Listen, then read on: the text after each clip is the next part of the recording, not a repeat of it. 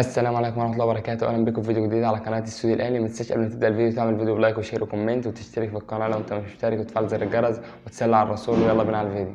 النهارده هنتكلم عن جميع المباريات اللي فاز فيها النادي الاهلي بثلاث اهداف في جميع البطولات، مش في بطوله واحده بس، يعني مش في الدوري المصري بس او في كاس مصر او في ابطال افريقيا، لا في جميع البطولات كلها. يلا بينا على الفيديو.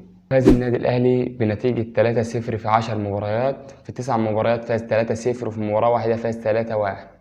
أول مباراة الأهلي فاز على غزل المحلة 3-0، وفاز على الهلال السوداني 3-0، وفاز على القطن الكاميروني 3-0، وفاز على أسوان 3-0، وفاز على بيراميدز 3-0، وفاز على نادي الزمالك 3-0، وفاز على أوكلاند سيتي 3-0، وفاز على الاتحاد السكندري 3-0، وفاز على فاركو 3-0. كان دول التسع ماتشات اللي فاز فيهم الاهلي 3-0. اما المباراه الوحيده اللي فاز فيها الاهلي 3-1 كان قصاد سموحه 3-1 للنادي الاهلي.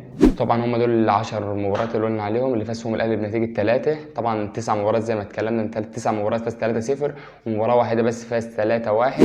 طبعا وبالنسبه للمسابقه اللي احنا كنا عاملينها في الفيديو اللي فات عشان وصلنا 1000 مشترك، طبعا كنا متفقين ان احنا لو وصلنا 150 مشاهده وعدينا ال 20 لايك هنفوز 3، بس ده ما حصلش، فاحنا كان هنفوز 2 بس زي ما اتفقنا. طبعا هنفوز الصفحه اللي اسمها هشام رجب، والصفحه الثانيه كان اسمها احمد ماهر، فالاثنين دول هم اللي فازوا معانا في المسابقه، وكل واحد بعت له 2000 مشاهده. يا ريت يا جماعه تنزلوا تحت في التعليقات وتكتبوا ان المشاهدات توصلكم عشان الناس تصدق.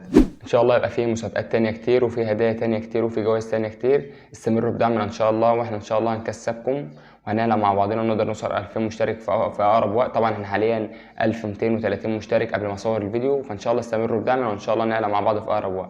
وبس كده نكون وصلنا لنهايه حلقتنا النهارده. ان شاء الله نطلع من الفيديو تعمل فيديو بلايك وشير وكومنت وتشترك في القناه لو انت مش مشترك وتفعل زر الجرس وتصلي على الرسول وتذكر ربنا.